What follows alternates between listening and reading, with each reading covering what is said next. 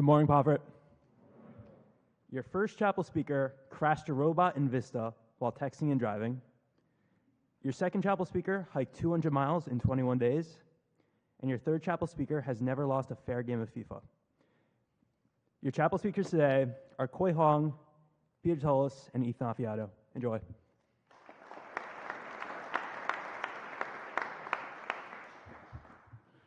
Good morning, Pomfret.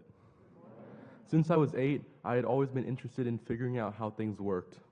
I took apart many things such as toy planes, clocks, and RC cars, but I could not put them back together, or if I did, there were always a few screws left over. One of the things I also wanted to take apart was a computer. The only problem, my family at the time could only afford to have 2 computers, one belonging to my mom and the other belonging to my dad. Whenever I was given a chance to go on the computer, I would always wonder how it worked.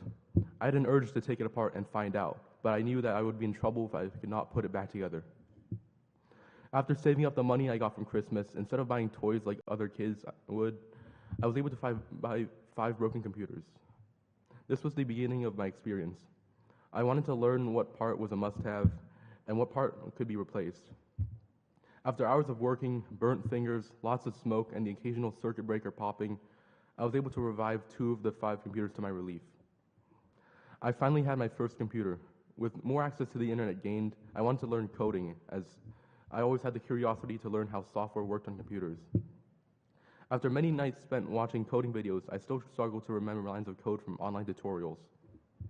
Yet one day, everything just clicked and I was able to write my first program without any assistance from videos. Then COVID hit. While I was on remote learning, I realized that there were students in certain regions of Vietnam who simply weren't able to go to school or study online because they did not have computers. This realization was something I contemplated for weeks. I constantly thought, how are these students going to make it through the pandemic? These students, unlike me or any other student who lived in the city, could not just learn whenever they pleased through a simple search online. I then came to the decision that I needed to take action to solve this problem. I came up with the idea to gather old broken computers from different sources such as corporate and individual donors, and now I just needed the materials to repair the computers and the people to help fix them. During the pandemic, it was difficult to find people to join, and even more difficult to have any sort of gathering to discuss plans. For the first few months of the project, I relied simply on close friends to work with me. However, I knew that this would not be sustainable for a long time and I had to look elsewhere. I then was able to find a foundation that would assist us in outreach and funding. They gave us a large influx of members. However, they left just as quickly. Even though these difficulties, I was able to pull enough people together who I trained to fix computers. With 10 working computers after 2 months, we were ready. On our very first trip after some pandemic restrictions were lifted, we went to a mountainous region right after a storm, after avalanches had destroyed roads leading to our first school. My group and I all took a box and carried it up the steep hill, determined to reach the school to help the students. When we finally made it, we and the students were overjoyed. I had made my very first success in many of contributing to the future of education in Vietnam. Within days, I received a letter from the principal of the school thanking me for my donation and sharing with me that the students were now spending their time at school to find more about the world through the internet. This gave me the confidence I needed, proving that the age-old problem of quality education and opening up access to the internet in rural areas could finally be solved. I had plans for many more of these trips, but then I ran out of computers as all the ones donated from friends and neighbors that I originally received had all been given away. I was back to being bored and watching TV as there was nothing more to fix or donate. Nobody really knew about our project, even though I had made a website for it. I then stumbled upon a TV show about people helping the community during COVID on Channel 1 of the national TV program. This gave me an idea. I contacted the TV show and told them about the story of my organization, and they sent people to film a short documentary. The result was that many people now knew about the project. People were impressed and touched with what a few middle schoolers could do, as we were one of the first in the country to think of such an idea. We received many compliments from different news organizations within the country, and more importantly, a massive influx of donations from across Vietnam, meaning that I could continue the project. In total, we fixed more than 80 computers that would have become waste and donated them to school libraries and students in rural, remote schools. About a year later, I returned to one of the schools to see for myself if I had succeeded in improving the quality of education. Walking into the school and seeing for myself that the students were using the computers for astronomy research and using them to expand their curiosities of the world beyond them was extremely heartwarming. Hearing them greet me in English, even if it was somewhat broken, really proved to me that I had made a difference. These students, who once had no access to any information outside their textbooks, who did not even have a library where they could learn in, now had access to vast knowledge and had been inspired to do more. Just like us, these were very curious people who wanted to learn, but were limited by their situation. But by making a difference, they now had the opportunity to learn, something we take for granted. Throughout this journey, I was shown how curiosity was powerful, but when combined with compassion and action, it can truly change lives. My name is Khoi, and I'm a 2-year senior on the Hilltop. Thank you, Pomfret.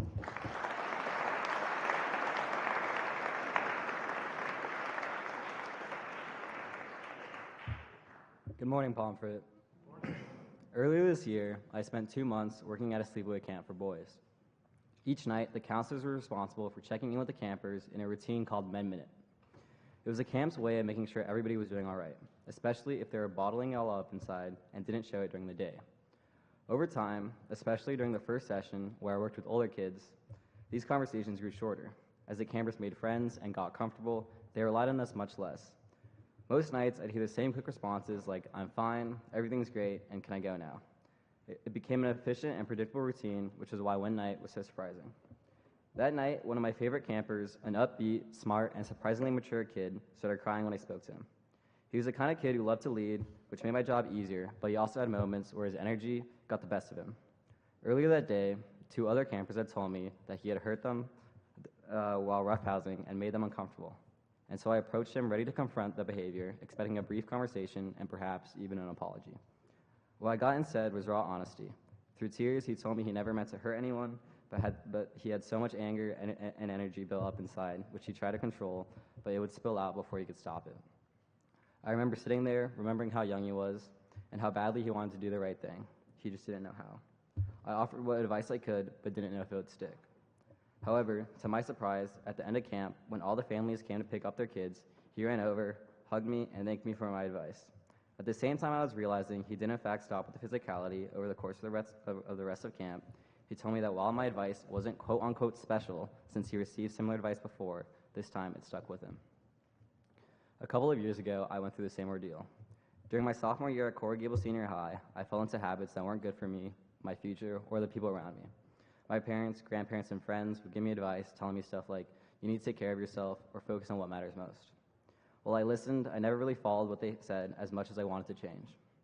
It took almost a year and a half until I was going into my junior year at Coral Gables Senior High, when my dad once again talked to me, that I finally started to try what they'd been telling me all along, and just like my camper, it finally stuck. What I learned from my own experiences and from my campers is that growth often begins in the moments we finally let someone else's voice internalize in ourselves, as hard as it can sometimes be. On occasions, we resist change because of fear of failure, loss of control, or just not feeling ready yet. But positive change is the first step towards maturity and self-actualization. Since then, I made it a mission to take advice, not as criticism, but as an opportunity to understand and not just react. I still slip up every so often and fall into bad habits, but now, instead of hiding from the people who care about me, I go to them, ask questions, and listen. I believe that everyone is capable of improving in some way, big or small, that humility is the bridge to get there, and that people around us often see the things we can't or are not willing to see in ourselves. Additionally, for those offering advice, I'd say that patience matters just as much as persistence, since you never know when your words will reach someone. But when they do, the impact can last far longer than you realize. Before I finish, I want to thank the people who have helped me along my journey. My brothers, James, John, and Xander, who helped me grow even when they aren't aware of it. My grandparents on both sides, who have been unwavering in their love and support. My parents, who have given me the tools to become a better version of myself. My best friends, Josh, Noah, Matthew, and Cal, thank you for helping me whenever I needed and listening with open ears. And thank you to my roommates, Ben and Aziz. Thank you to Mr. Flood, the best advisor, my teachers, and everyone else I've gotten to know. My name is Peter Tullis. I'm a 2-year senior on the Hilltop. Thank you, Pomfret.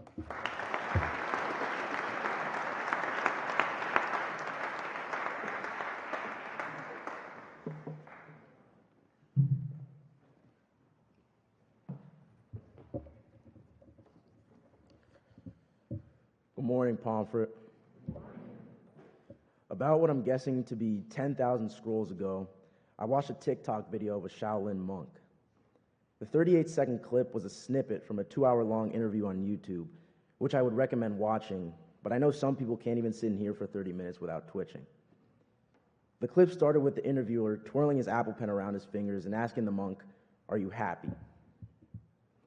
In what I assumed to be typical monk fashion, because I'd never seen or spoken to one before, the bald, neatly robed interviewee waited a couple of seconds before answering. In reality, the clip could have been 20 seconds, or maybe even shorter, but he really did take his time before responding. Finally, closing his eyes, the monk responded with, "I'm not searching for happiness, I'm searching for peace." And as I continued to scroll, I thought to myself, wow, I just watched a monk lie in a published video. And then I went back and reposted it. It just didn't sit right with me, though. Is it really possible to live without seeking happiness? I mean, the human brain is wired to seek out and latch onto experiences that flutter with dopamine and build adrenaline. There is no way this monk knew something that the rest of the world didn't. Or did he? To be sure, because now I was getting really thrown off, I thought back on my experiences with true happiness. I was happy when I first learned how to juggle a soccer ball. I was happy when my mom first let me ride my bike to the next town over with my friends. I was happy when I learned I was going to live on my own at a school. And I was elated watching Hector beat Ben Porter 10-0 in FIFA by the 63rd minute on a random Friday night. But thinking back on all these moments made me realize they were tinted with a bit of sadness. I would have to find a new trick to learn. I realized I was slowly shedding my childhood. Porter would never again play the game without an innate fear that Hector was ready to pick up the sticks. By default, wherever there is happiness, there must be sadness. This isn't to say we should refrain from being happy, but now I do believe there is some level of truth to what the monk was saying. This creed, the lived notion that to be truly fulfilled in life is to seek total peace, was something totally unfamiliar to me, but one that I've implemented into my daily life, especially when it comes to the realm of decisions. When we think back on decisions we made, oftentimes an unsettling feeling might arise. It is not because we fear what we chose, but maybe instead because we know that there were other options. This is the beauty of hindsight. What is important to remember is that we are allowed to make every decision once. This means that if we are unsatisfied with an outcome, we must live with it, oftentimes making the best of it. It is here I find the monk's words truly relevant. We try so hard to be right, to find the goodness in everything we say and do. But when we look back, all we can see is what could have been and not what is. Therein lies the sadness that must exist for happiness to exist as well. Fulfillment will only come when we seek peace, the understanding that we have made our move, and in due time, life will supplement. So maybe the monk didn't lie. Maybe I'll meditate daily and detach myself from the materialistic distractions of life to achieve a deeper level of spiritual understanding. Probably not. But at least whatever decision I make next, I'll be at peace with it. Because in my quest, I have found that happiness is about how you feel in the moment, and peace is about how you are at your core. My first gratitude is for my Lord and Savior, Jesus Christ, for without him, I'd have and be nothing. I'd like to thank my advisor, Dr. McCarter, for always taking the time to help me think things through, and for looking out for me, even if that means fussing at me for being out on the soccer field doing solo drills and practicing at 6:30 in the morning. I'd like to thank Coach Burke for believing in me when I first arrived on the hilltop, and Coach Hemphill for maintaining that belief 3 years later. To all my friends, those in Jersey, and those who have been with me throughout my Pomfret journey, thank you for creating experiences that I can say yielded so much more happiness than sadness.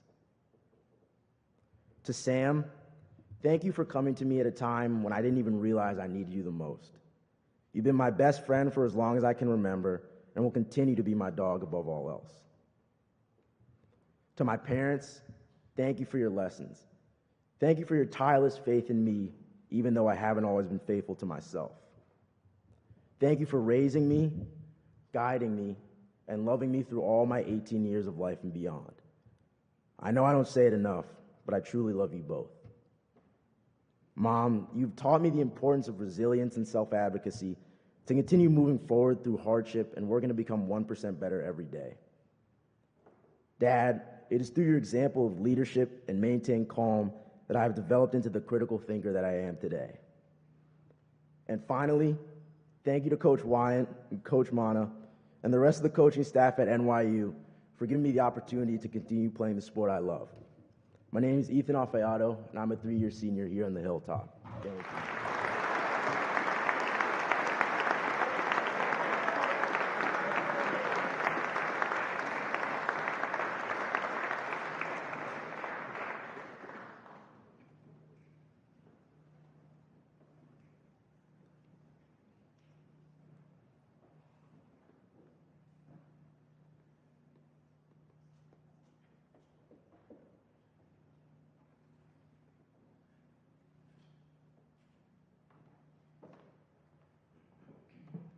Morning, Pomfret.